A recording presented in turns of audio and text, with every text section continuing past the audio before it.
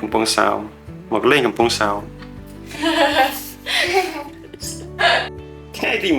1នៅកំពង់សោមនេះជាដំណើរកម្សាន្តរបស់ពួកយើងមកកាន់កំពង់សោមរយៈពេល2យប់2ថ្ងៃតទស្សនាអ្នកគ្នា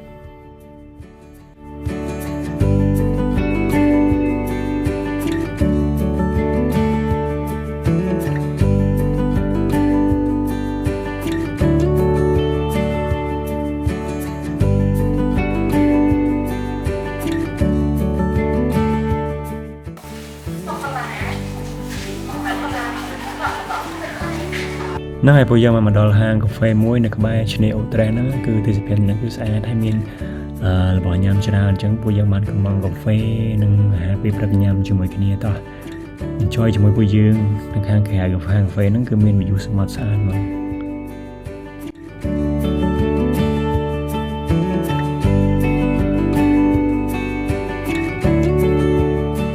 ឥឡូវម្ហូបបានមកដល់ហើយតោះ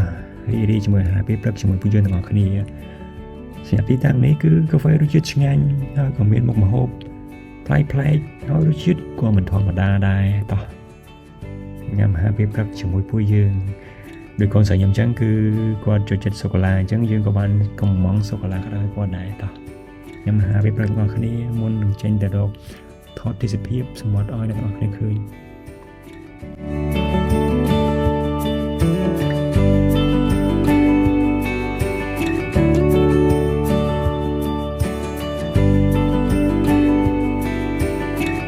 ញ៉ាំអាហារពេលព្រឹកហើយសម្រាប់គ្រួសារខ្ញុំនិងកូនគឺសម្រាប់នៅក្នុងហាងកាហ្វេព្រោះនៅខាងក្តៅអញ្ចឹងខ្ញុំក៏បានចេញមកខាងក្រៅដើម្បីថតទេសភាពសមុទ្រនៅខាងក្រៅគឺ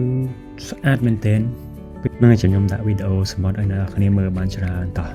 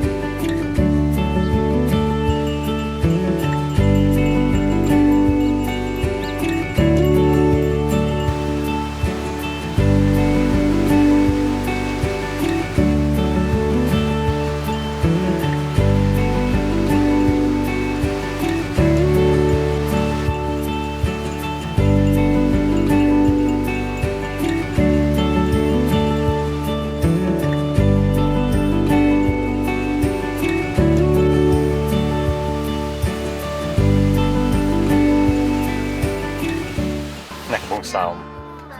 អង្គអ្នកភ្នំពេញដើរលេងនៅកោះពួរមើលនេះកាពួរពួកអ្នកពងសោមនៅក្រោយកាពួរនោះឆយ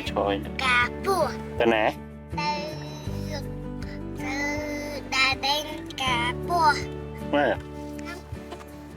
ស្គាល់កោះពួរទៀតរកមកអត់មកវិញណាគេ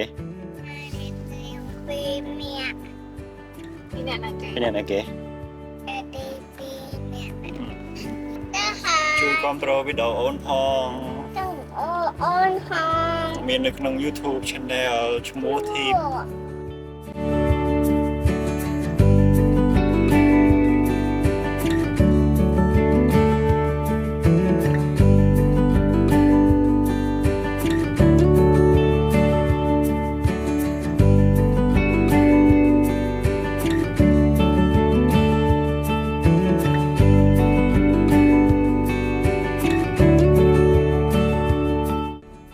ឥឡូវយើងមកដល់ស្ពានកោះពួរហើយតែអាកាសធាតុខាងក្រៅក្តៅអញ្ចឹង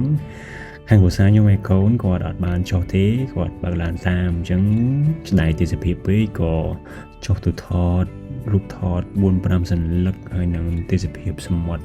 ឲ្យអ្នកនរគ្នាមើលបន្ថែមទៀតតរីករាយទាំងអស់គ្នា ឥ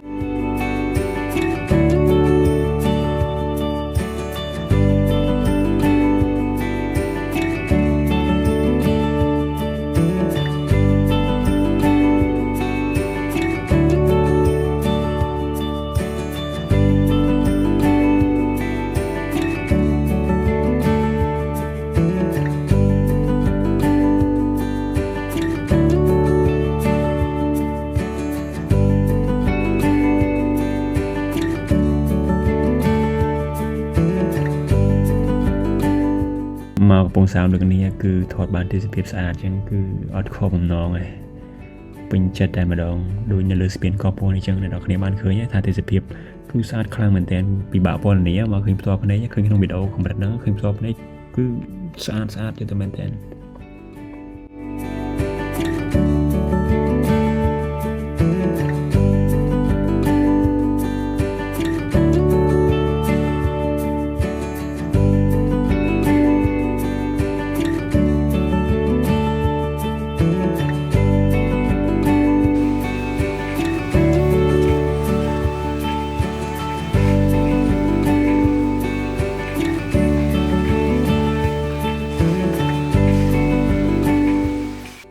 តោះញ៉ាំគ្រឿងសម្បត្តិជាមួយពួកយើងទាំងអស់គ្នាដោយសារតែ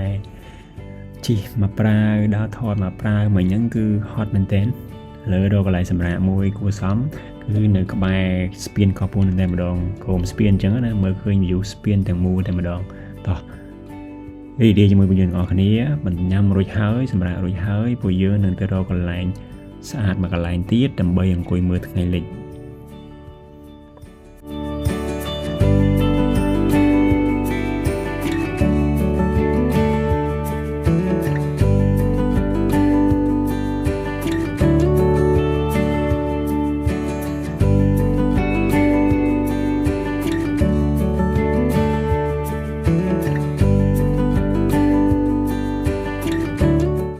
យើងមកដល់ទំនប់បឡូវហើយទីតាំងនៅទីនេះគឺមានឆ្នេរខ្សាច់សស្អាតហើយស្ងប់ស្ងាត់ទៀតសំខាន់យើងងាយស្រួលក្នុងការអង្គុយមើលថ្ងៃលិចហ្នឹងហើយដំណើរកម្សាន្តរបស់ពួកយើងនេះគឺបែប relaxing អត់បខំទៅណាទេដល់កន្លែងស្អាតចុះមក enjoy តែម្ដងឥឡូវដូចគ្រួសារខ្ញុំអញ្ចឹងគឺនាំកូនលេងបាល់ទាត់បាល់ជាមួយគ្នាអញ្ចឹងទៅហើយខ្ញុំវិញគឺដើរថតរូបទៅពីវិញហ្នឹងតោះរីករាយជាមួយពួកយើងតោះលេងបាល់ហ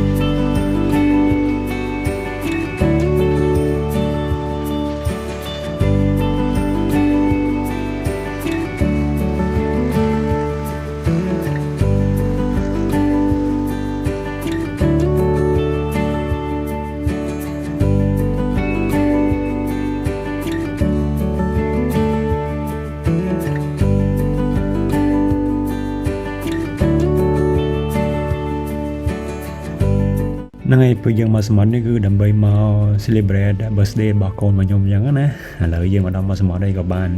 Happy birthday to Helena ហើយ Helena មានអាយុ3ឆ្នាំហើយព្រោះកូនខ្ញុំគាត់កើតថ្ងៃទី3ខែ8ឆ្នាំ2023អញ្ចឹងឥឡូវ2026គាត់មានអាយុ3ឆ្នាំហើយអូខេ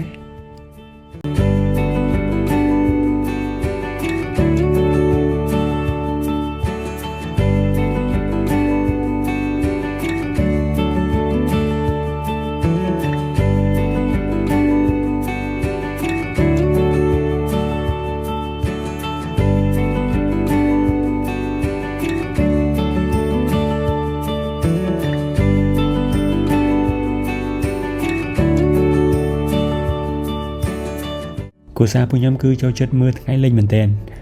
មិនថាទីណាទេឲ្យតែឃើញថ្ងៃលិចដឹងតែជីកាត់អីចឹងឈប់មើលសិនហើយជាពិសេសនៅសមុទ្រហ្នឹងហ្មងពេលដែលថ្ងៃលិចគឺស្អាតមែនទែនគឺពន្លឺថ្ងៃហ្នឹងគឺជះចូលផ្ទៃទឹកសមុទ្រវាធ្វើឲ្យមានដូចពន្លឺពណ៌មាសលេចឡើងអញ្ចឹងពេលដែលយើង stress ពីការងារយើងមកសម្រាកនៅក្បែរមាត់សមុទ្រហើយឃើញថ្ងៃលិចអញ្ចឹងទៀតភាពតាប់ប្រមល់ភាព stress ទាំងប្រមាណគឺរសាយអស់តែម្ដងទៅតាមថ្ងៃលិចព្រោះថ្ងៃលិចមានរយៈពេលប្រហែលជាខ្ទង់1ម៉ោងទេយើងចំណាយពេលបន្តិចអង្គុយមើលថ្ងៃលិចនេះហើយបន្ធូរអារម្មណ៍ទៅភាពតានតឹងទាំងប្រមាណនឹងបាត់ទៅអស់ហ្មងដូចគេនិយាយថា នៅសុកសុកគឺពេលវេលាអង្គុយមើលថ្ងៃលិចគឺក៏ជាពេលវេលាមួយដែលកម្រដែរគឺនឹងបាត់មែនព្រោះយើងកម្រនឹងបានមកអង្គុយមើលថ្ងៃលិចជុំគ្នាជាលក្ខណៈគ្រួសារអញ្ចឹងណាអញ្ចឹងបើបងប្អូនមានគ្រួសារគួរតែនាំក្រុមគ្រួសារមកអង្គុយមើលថ្ងៃលិចឲ្យបានច្រើនបងប្អូននឹងដឹងថាអារម្មណ៍ពេលមើលថ្ងៃលិចហ្នឹងគឺវាល្អកម្រិតណាចំពោះសុខភាពផ្លូវចិត្ត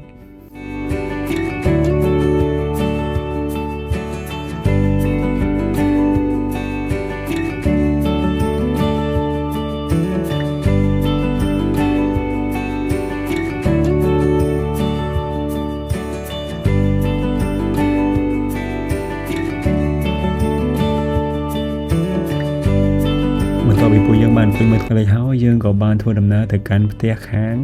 ក្រុមគ្រួសាររបស់ព្រះយាយរបស់ខ្ញុំតោះណែដល់ទៅចូលវិញមើលស្ទេមិនដុំគេហើយមកមកពុំអីទេថាម៉ៃប៉ាឡើងមិនអត់ស្រាប់រងហ្នឹងមិនមកកញ្ញៃទៅហើយថោឡប់ឡប់មកពុជអូ Happy birthday មិនស្រាប់តែមកស្រានេះខ្ញុំបើកទៅប៉ែតមកស្មាហ្នឹងមកកាត់នំ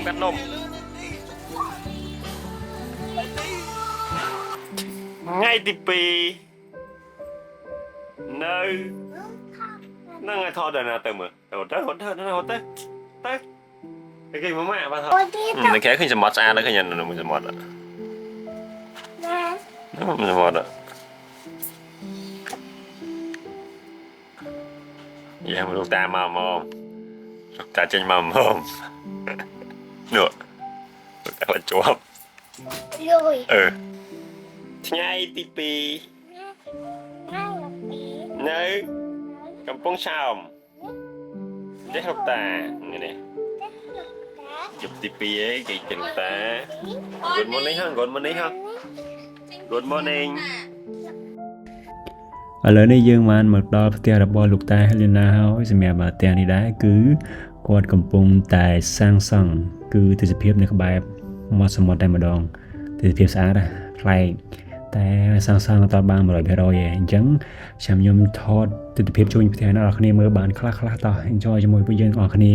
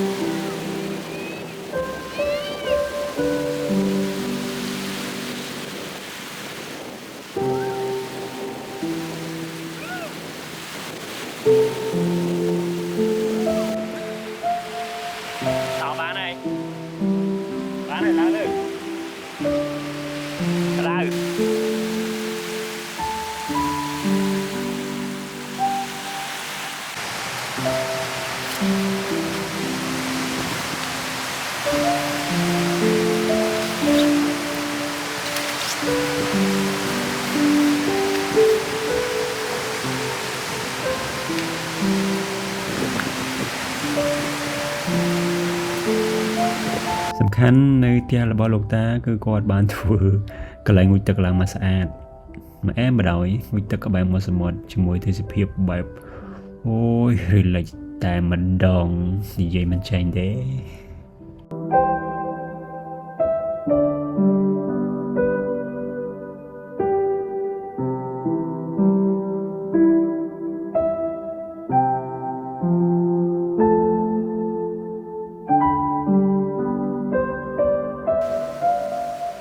បន្ទាប់ពីពួកយើងបានងូតទឹកសមាខ្លួនរួចហើយពួកយើងក៏បានឡើងមកខាង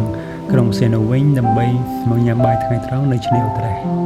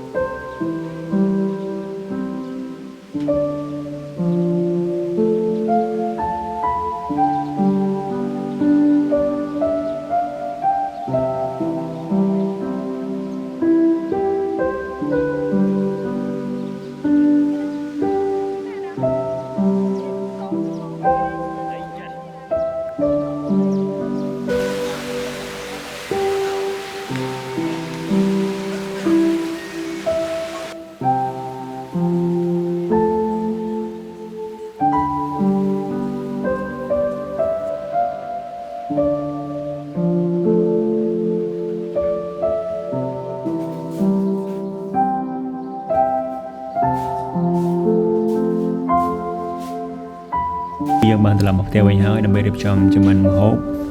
ញ៉ាំជុំគ្នាជាមួយក្រុមគ្រួសារមានដូចជាអាំងគ្រឿងសមុទ្រញ៉ាំនៅមាត់ឆ្នេរនៅពេលយប់ជុំគ្នាមានអីជាតិតែម្ដង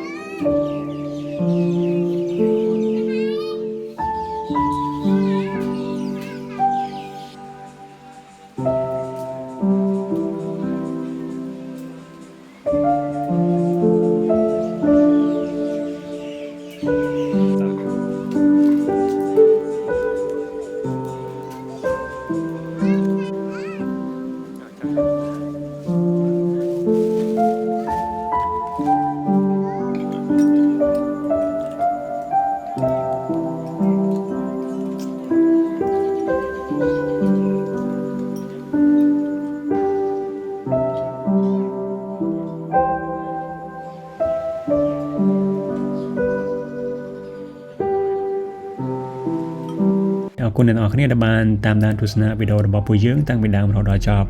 ហើយនេះគឺជាវីដេអូទី1សម្រាប់ពួកយើងដែរក្នុងការផលិតជាវីដេអូវែងសម្រាប់ផុសក្នុង YouTube Channel របស់ខ្ញុំបាទឈ្មោះ Tip អញ្ចឹងសូមបងប្អូនអរគ្នាជួយគាំទ្របន្តគាំទ្រតាមដានពួកយើងបន្តទៀតនៅក្នុង YouTube Channel របស់ខ្ញុំបាទ កុំភ្លេចជួយ Subscribe ម្នាក់មួយផងហើយជាចុងក្រោយទៀតគឺសូមមេត្តាខន្តីអភ័យទោសចំពោះកំហុសឆ្គងផ្សេងៗព្រោះនេះជាការផលិតវីដេអូលើកទី1របស់ខ្ញុំជាវីដេអូលក្ខណៈវែងចាប់ពី30នាទីឡើងអញ្ចឹងសង្ឃឹមថាលោកក្រោយខ្ញុំនឹងកែប្រែវីដេអូឲ្យបានស្អាតជាងនេះស្វែងរកទីតាំងដែលស្អាតជាងនេះទៀតអូខេអរគុណសម្រាប់ការទស្សនារបស់ពួកយើងជួបគ្នាវីដេអូក្រោយទៀតបាយបាយ